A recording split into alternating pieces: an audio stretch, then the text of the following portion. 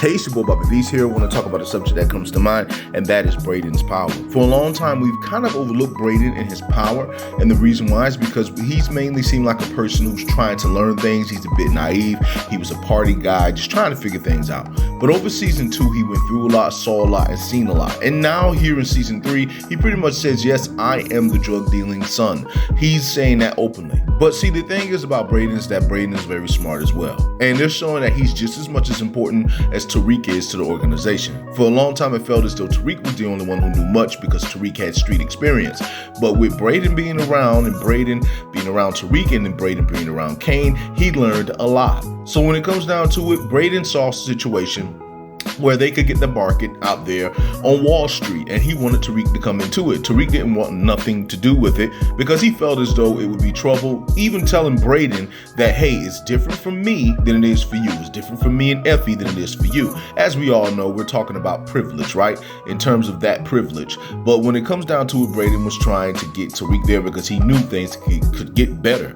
So basically what he did, he went behind his back, sabotaged the situation with not Sax, my apologies, our boy Tate. And then he went on, got Tariq to be at his firm, which was a plan. All of this was nothing but chess moves, even going as far to get Kiki to send Tariq into the room with the dudes just for him to see how much they use and pretty much get to the club and see how much they use, only to take out their competition, which was Nick, the workout guy. So when it comes down to it, Brayden showed his power. But not only that, his power is a Western too. He didn't go and serve any time because he was a Western, because of money, because of privilege. That's a power that he has that no one else has. And basically with all the comparisons to him and Tommy, because I do see where a lot of us do compare Tariq and Brayden to Ghost and Tommy, but they're entirely different characters. And the reason why is because basically Ghost and Tommy came up in the streets. They came up poor. They were around Canaan. They came from the hood. Whereas Brayden comes from a privileged family, like he comes from the Westerns. They have power. Their name has power. They have a building out there in Wall Street, Manhattan. Tariq comes from power. He comes from privilege. He comes from the St. Patrick's.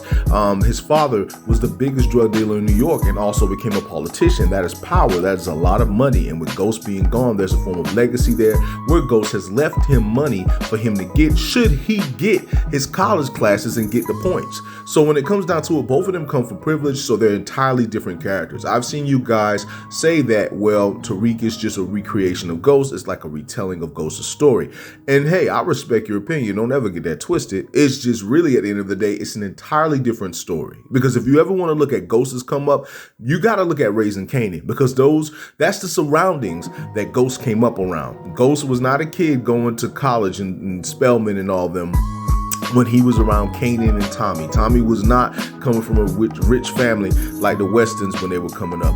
They were coming up in the streets. As you could take a good look at the ending of Power Book 1, where they show how they were in school, and you can pretty much see the background there. A lot of us been raised around that. So when it comes down to it, basically what I'm saying is this right here. Brayden's power is dominantly his privilege, his money, and things of that nature, but he also showed how smart he was getting Tariq on board to pretty much help them out, and him seeing that basically that they could sell on Wall Street and not only do it just sell there like that 1 month, but sell consistently and cover their delivery. So hey, I just have to give Brayden all the credit. Hats off to him.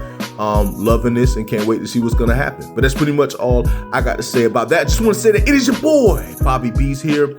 I just want to say much love, much respect. Hold it down and one.